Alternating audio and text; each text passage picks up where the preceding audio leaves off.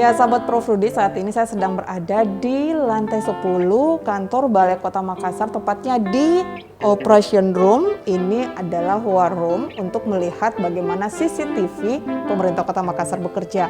Jadi CCTV di pemerintah Kota Makassar ini ada beberapa unit dan ditempatkan di beberapa titik. Inilah yang akan melihat bagaimana pergerakan lalu lintas di Kota Makassar. Dan seperti apakah aktivitas dari CCTV Kota Makassar, saya akan menemui Bapak Kadis Kominfo Kota Makassar yang sudah ada di war room. Mau tahu seperti apa perbincangan saya? Ikut terus bersama saya.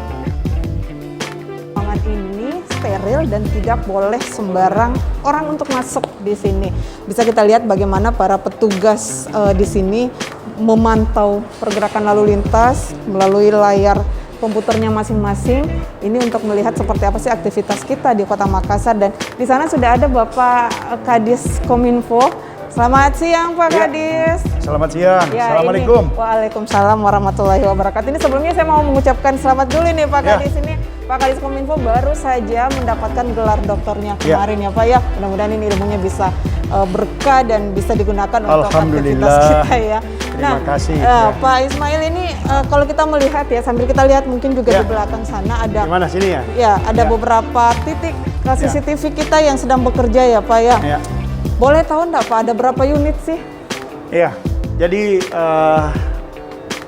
CCTV kita itu dari aspek jumlah yang kita kendalikan ada kurang lebih 175. Ya.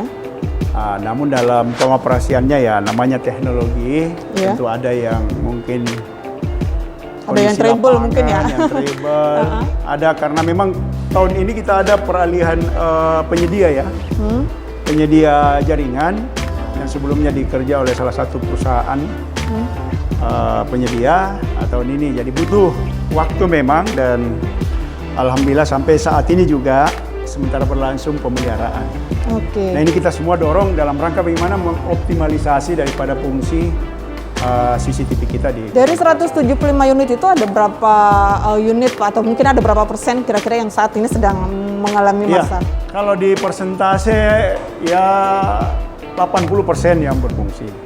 Berarti 20% dalam tahap proses perbaikan ya? Ya, karena kita ketahui kemarin kita punya CCTV yang ada di sepanjang jalan Petarani. Iya.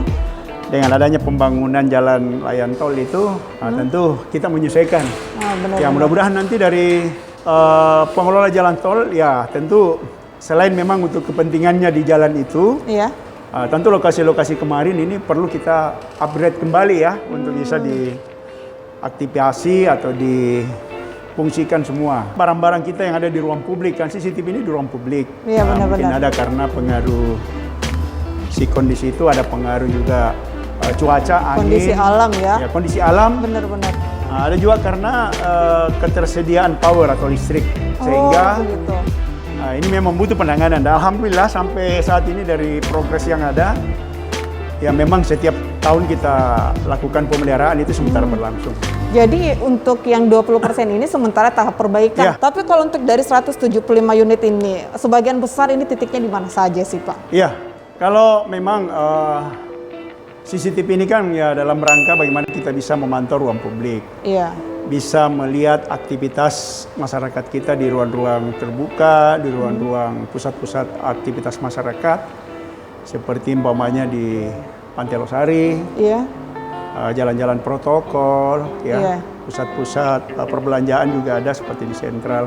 Oke, nah kalau kita melihat ini dari pantauan kita ini memang sudah ada beberapa ya seperti ini di Sudirman, ada di Alauddin, ini nyaris di semua titik-titik boleh katakan sudut Kota Makassar ya Pak ya, seperti itu. Nah kalau boleh tahu sejauh mana sih Pak efektivitas CCTV sampai sejauh ini?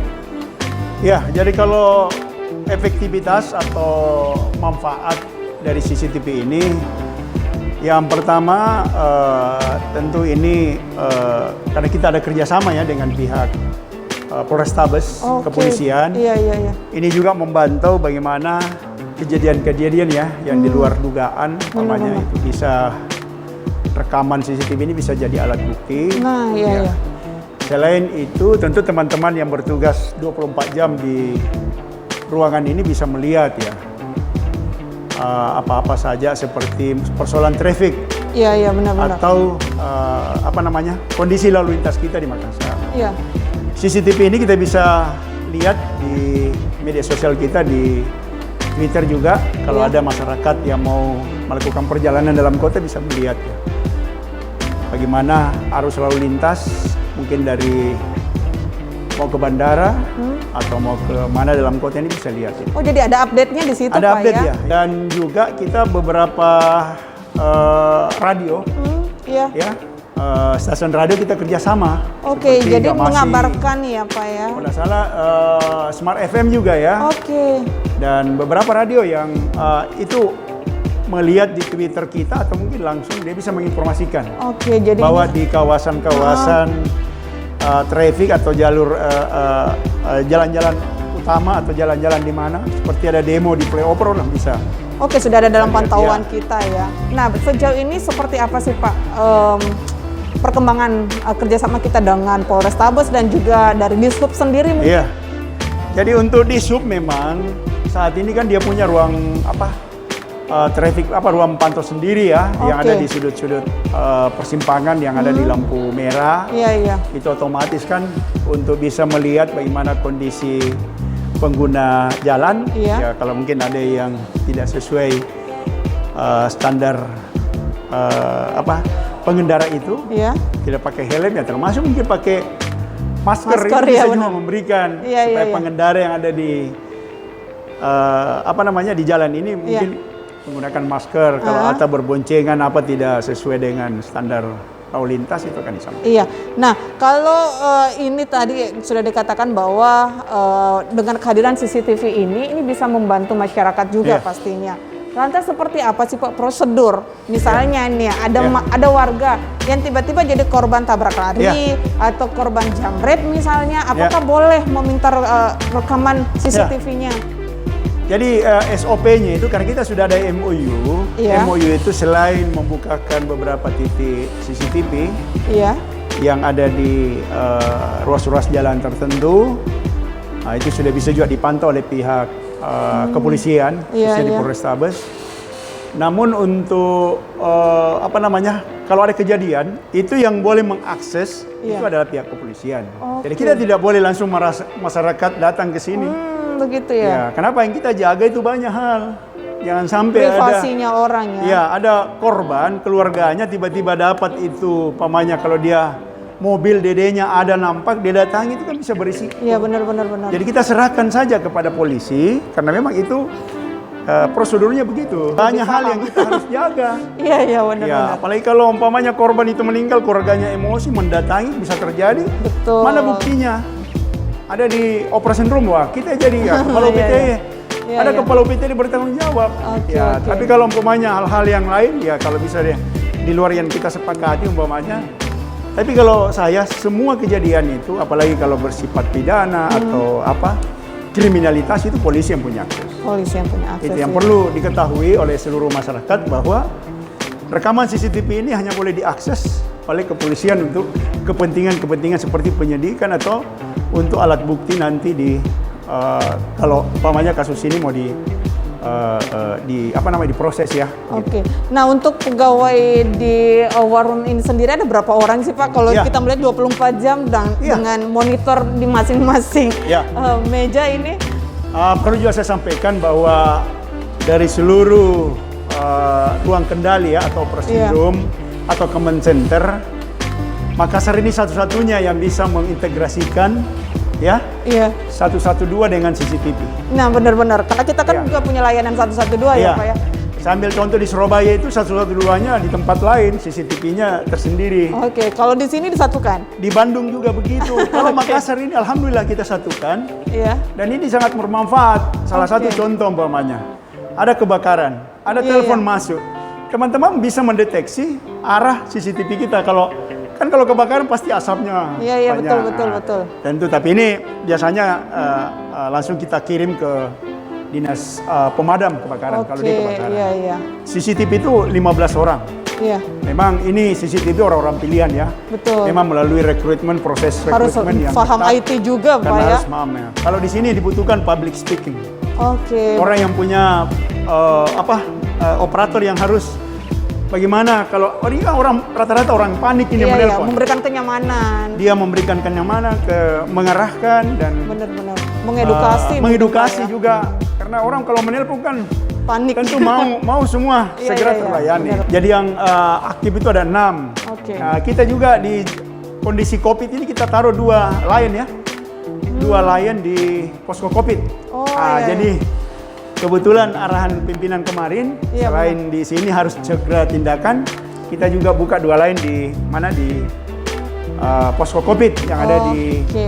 Jalan Nikel sana. Oke, baik. Nah, yang terakhir ini Pak Ya. Kadis, apa mungkin harapan Bapak atau himbauan Bapak kepada pihak masyarakat Kota Makassar terkait dengan adanya fungsi CCTV kita yang ada di Kota Makassar? Silakan Pak. Iya, jadi memang ruangan ini operation room. Nah, tentu saya berharap masyarakat bisa memanfaatkan, ya. Jadi jangan makin khawatir, silakan beraktivitas di ruang-ruang publik ya, karena kota ini dipantau oleh CCTV 24 jam Iya, dengan petugas yang standby 24 jam pula. Oke. Dan tentu di ruangan ini selain CCTV dan nomor tunggal panggilan darurat atau panggilan darurat untuk layanan pengaduan masyarakat, di ruangan juga di ini juga kita bisa lihat ya beberapa informasi ya, termasuk tadi yang saya lihat ada informasi tentang data COVID. Iya, ya. benar-benar. Ada media sosial kita yang dikelola Kominfo. Ya, Sampai ada kelahiran dan berbagai- kematian juga Pak Kadis ya? Ya termasuk apa namanya? Data Dukcapil juga ada ya? Data Dukcapil ya, data rumah sakit ada, layanan-layanan rumah sakit termasuk ada kita punya aplikasi Open Data. Kalau saya punya obsesi masyarakat kalau bisa lihat tapi belum, kita masih dalam proses. Bisa lihat di media online aja Bisa Pak ya? melihat media online ya. Iya benar. Itu saya kira. Oke, baik, terima kasih Pak Kadis Ya. sudah meluangkan waktunya. Dan sahabat Prof Rudi, itu tadi bincang-bincang saya bersama dengan Kadis Kominfo Kota Makassar. Dan seperti yang saya katakan sedari awal, inilah operation room Kota Ya. Makassar. Di tempat ini kita bisa melihat seperti apa traffic Ya. yang ada di luar sana. Kemudian bagaimana memantau aktivitas masyarakat di ruang-ruang publik.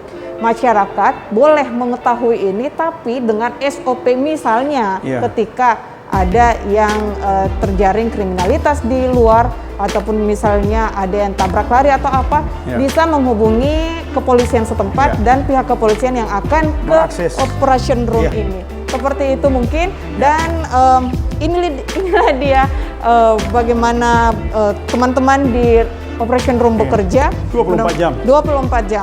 Mudah-mudahan Tanpa jeda. ini bisa menjadikan informasi untuk Anda, dan untuk mengetahui lebih lengkap lagi silakan mengakses media sosial dari Dinas Kominfo Sosial. Kota Makassar, baik itu di Facebook, Twitter maupun juga Instagram mungkin Pak ya. Instagram. Baik, dan terima kasih, sampai jumpa di akhir